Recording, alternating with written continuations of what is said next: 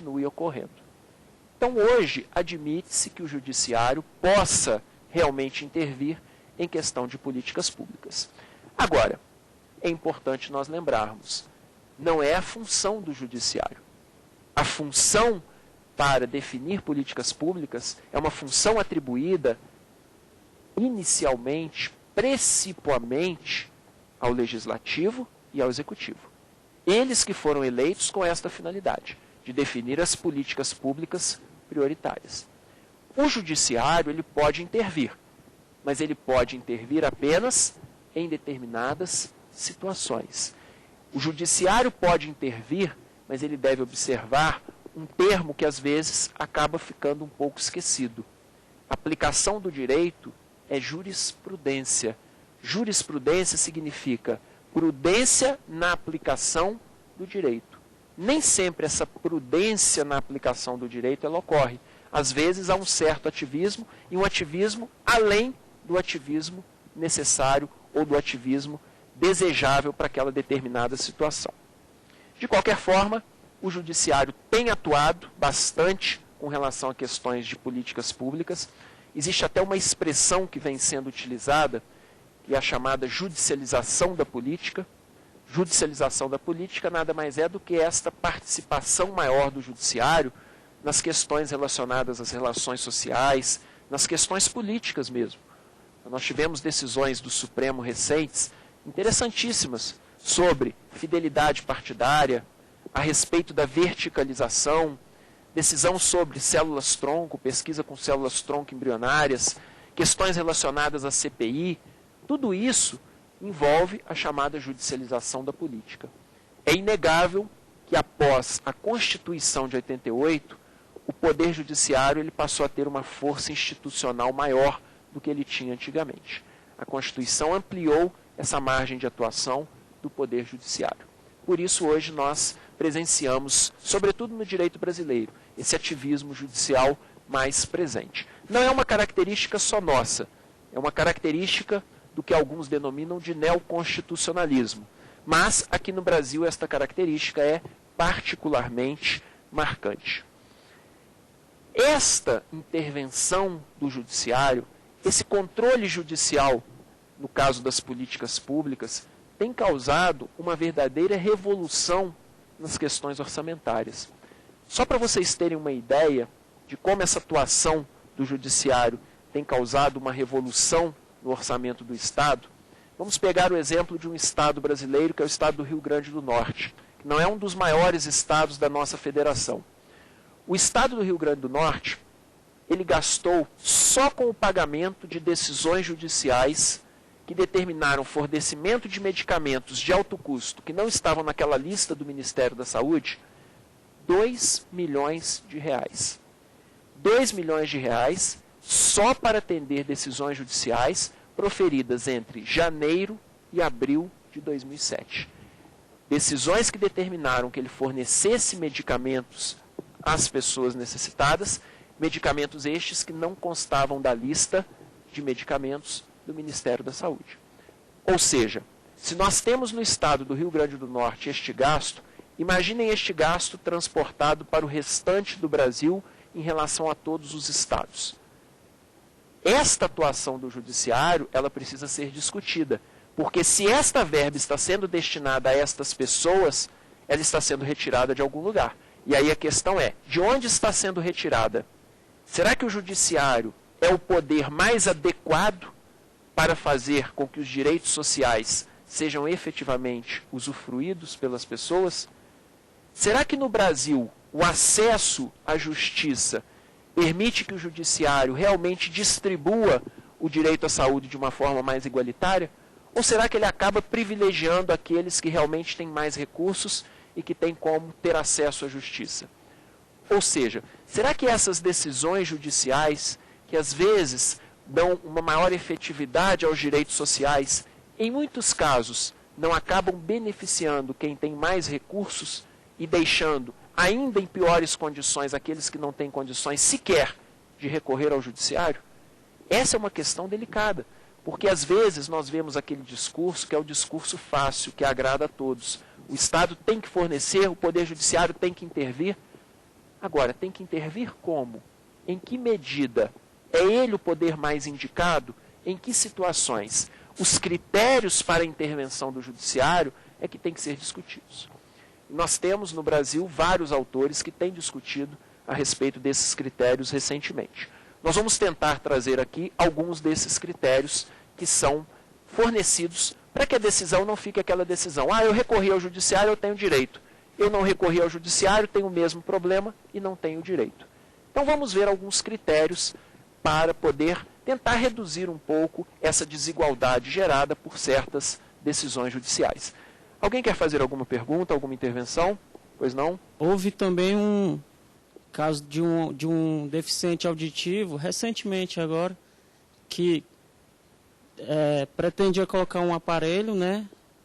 E esse aparelho estava fora dos seus limites, fora de suas condições financeiras. É superior a R$30 mil. E houve essa intervenção judicial na questão política que acabou beneficiando essa pessoa e hoje ela voltou a ter essas suas funções agora em atividade. Qual é o seu nome? Júnior Brito. Júnior, você acha que essa pessoa tem direito realmente a receber esse aparelho do Estado? Que o Estado deve custear este aparelho para essa pessoa? O aparelho é com um custo muito astronômico, mas com certeza ela tem o seu direito. O Estado tem que exercer esse poder de benefício ao cidadão. Essa é uma questão interessante exatamente pelo seguinte aspecto. Se essa pessoa tem o direito, todas as outras que se encontram na mesma situação dela, pelo princípio da igualdade, também tem que ter esse direito, concordam? Não pode ser um direito assegurado apenas a ela, porque ela recorreu ao judiciário. Então, o que eu vou querer trazer aqui para vocês é exatamente essa questão. Que critérios nós podemos utilizar para que a decisão não fique uma decisão que beneficiou esta pessoa, mas deixou todas as outras que estavam em situação idêntica sem receber o aparelho? Por que essa tem o direito e a outra não? Por que uma pessoa que vai ao judiciário pode furar uma fila e ser internada e aquela outra que está aguardando, mas não foi ao judiciário, não pode? Então são questões que a gente vai tentar refletir aqui. Pois não? Você estava na frente, qual o seu nome? Meu nome é Otacílio e eu queria que você falasse a respeito da quebra de patentes no caso dos remédios da AIDS, se isso não fere acordos e tratados que o Brasil é signatário. Uma pergunta muito delicada. Sem dúvida alguma, fere, de certa forma, determinados direitos, a violação e a quebra de patentes. A questão, me parece, tem que ser ponderada diante da necessidade de acesso a esses medicamentos. Eu não sou a pessoa mais indicada para poder dizer se neste caso, qual seria a solução mais adequada. Se essa quebra realmente de patentes seria uma solução, uma saída mais justa, se seria a única saída, se existiriam saídas melhores, mas nós temos que ponderar entre o direito de propriedade neste caso com relação às patentes, e, de outro lado, o direito à saúde. Porque isso pode acabar gerando, em princípio, todo mundo pode ser favorável à quebra de patentes. No entanto, isso pode acabar gerando um efeito reverso. Por quê? Se a empresa que pesquisou aquele medicamento vê que não vai ter nenhum tipo de garantia de que terá sua patente preservada, as empresas também poderão parar de investir na pesquisa de novos medicamentos. Então, isso pode ter um efeito indesejado. E, às vezes, esse é um aspecto que eu vejo que não é muito trabalhado aqui no Brasil. As pessoas costumam ter uma visão apenas imediata e direta do problema, mas se esquecem de analisar o problema num contexto maior, dentro de um sistema como um todo. Quais são as consequências daquela decisão? Que tipo de repercussão isso vai ter? O que vai gerar essa minha decisão para as outras pessoas? Porque quando eu dou uma decisão, não é só aquela pessoa isoladamente no mundo. Existem outras pessoas que estão na mesma situação que ela. E muitas vezes isso não é considerado. Eu acho que tem que ser feita uma ponderação, mas não me sinto à vontade para te dizer se realmente nesse caso seria o melhor caminho ou não. Pois não, você? Professor, eu vou aproveitar o exemplo do colega aqui para levantar uma questão. Francion. Eu acho assim que a partir do momento que o judiciário começa a intervir demais, principalmente no mérito administrativo, ele vai gerar uma desigualdade, principalmente nesse meio social. E aí está o exemplo. Eu acho que o judiciário tem que se ater mais à legalidade, né? Infringiu a lei, é até dever do judiciário intervir, né? O artigo 35, né, o inciso 35 do artigo 5º prevê isso. Mas a partir do momento que ele entra na julgamento de conveniência e oportunidade, é complicado. Aí eu queria ouvir a opinião do senhor com relação a isso. Essa questão da intromissão no mérito do ato legislativo, do ato administrativo, é uma questão que sofreu, o entendimento sobre essa questão, ele tem sofrido uma série de alterações nos últimos anos. Antes, não se admitia que o Poder Judiciário pudesse intervir no mérito de um ato administrativo ou de um ato legislativo. Hoje, esta inadmissibilidade, nós poderíamos dizer que ela está um pouco relativizada em razão do princípio da proporcionalidade. Porque quando você analisa aqueles 3 pressupostos, aqueles 3 postulados ou aqueles 3 subprincípios que eu havia mencionado, da adequação, o meio tem que ser apto para atingir o fim almejado. Da necessidade ou menor ingerência possível. Dentre os meios existentes, o meio tem que ser o menos oneroso. E a proporcionalidade em sentido estrito, isso acaba gerando uma intervenção, de certa forma, no mérito do ato. Quando você diz que um meio é mais oneroso do que outro, você acaba entrando, de certa forma, no mérito do ato.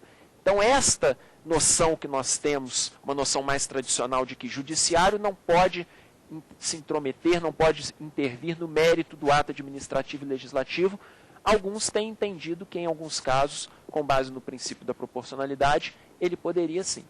Agora, tem que ser uma intervenção com prudência e parcimônia. Não é o judiciário querer substituir o legislador e o administrador. Em que sentido? Se eu tenho 2 demandas igualmente legítimas, quem deve optar qual das demandas deve ser atendidas é o legislativo e o executivo. Porque a definição de políticas públicas não é função primordial do judiciário, é do legislativo e do executivo. Diante de demandas legítimas, não cabe ao judiciário intervir. No entanto, se eu tenho uma demanda que não é legítima diante de outra legítima, neste caso, o judiciário não só pode, a meu ver, ele deve intervir. Vou dar um exemplo para tentar ilustrar isso que eu estou dizendo. Imaginem uma pequena cidade do interior, onde existem 10 escolas públicas, das quais 5 delas estão em fase de construção e ainda não terminaram. 5 estão ocupadas e 5 ainda não foram ocupadas porque estavam em fase de obras. Entra um novo prefeito e o novo prefeito, em vez de dar continuidade àquela obra, pega a verba da educação e constrói mais 5 escolas. Será que esta demanda seria legítima? Abandonar aquelas escolas que estão ali e destinar a verba da educação para a construção de outras escolas em outros lugares? Será que nesse caso o Poder Judiciário poderia intervir? Tem determinadas situações que, a meu ver, o Poder Judiciário poderia sim intervir. Porque o poder público, quando age de forma arbitrária, de forma desarrazoada, desproporcional, ele está agindo de forma incompatível com a Constituição. Nós temos que lembrar que discricionariedade não corresponde à arbitrariedade. Discricionariedade pressupõe limites estabelecidos pela Constituição. Quando os poderes públicos exorbitam os limites constitucionais, eles não podem alegar que aquele ato é um ato discricionário, porque a Constituição não admite que atos discricionários sejam arbitrários, desproporcionais e desarrazoados. Então, me parece que em determinadas situações o judiciário não só pode, como deve intervir. O que não significa que caiba a ele definir as políticas públicas. Essa intervenção deve ser a exceção e não a regra geral. Mais alguma participação? Pois não? Bem, meu nome é Leonardo, mais uma vez. Pois não, Leonardo. Eu tenho 2 perguntas.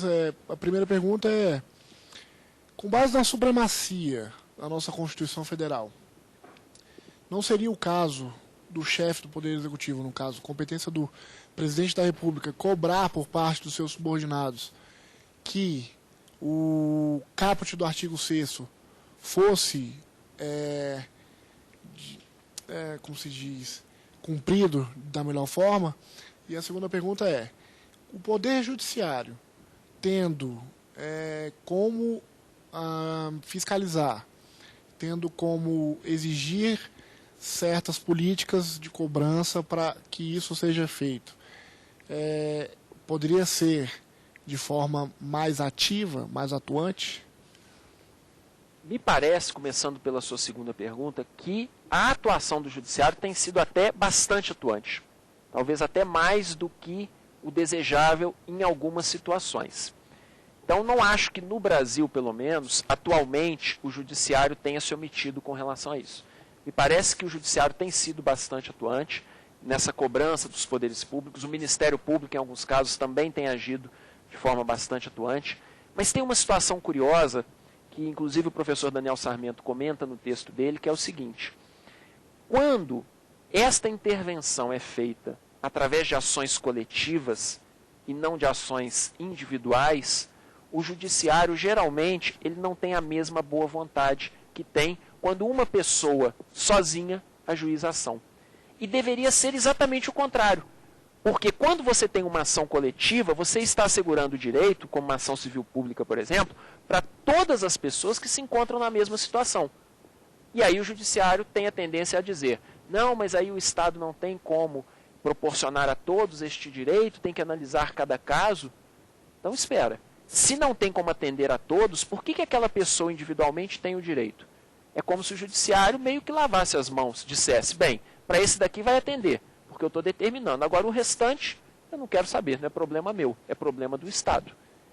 Essa questão que me parece ser a questão mais delicada. O judiciário tem atuado, mas talvez ele tenha atuado não no lado mais forte onde deveria, que seria o lado das ações coletivas. E esse é até um critério, já aproveitando a pergunta do Leonardo, é um critério que tem sido proposto tanto pelo Daniel Sarmento quanto pela professora Ana Paula de Barcelos, e que me parece um critério bastante interessante.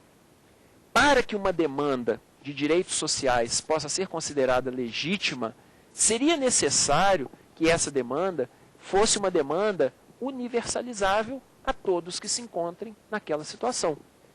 Você teria que verificar, no caso o magistrado que vai dar a decisão, o seguinte: o Estado, ele tem como atender esta demanda para todos que se encontram nesta situação?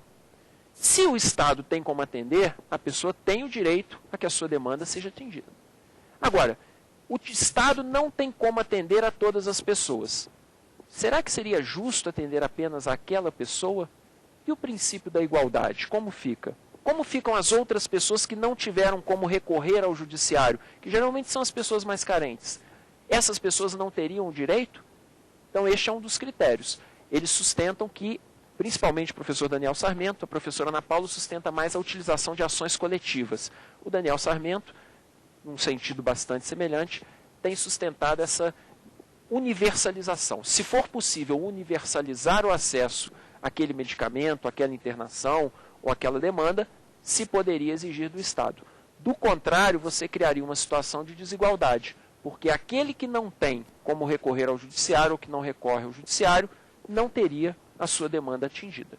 Esse me parece um critério bem interessante para nós podermos pautar aí a questão dos direitos sociais, como se deve atender e em que medida esses direitos devem ser atendidos.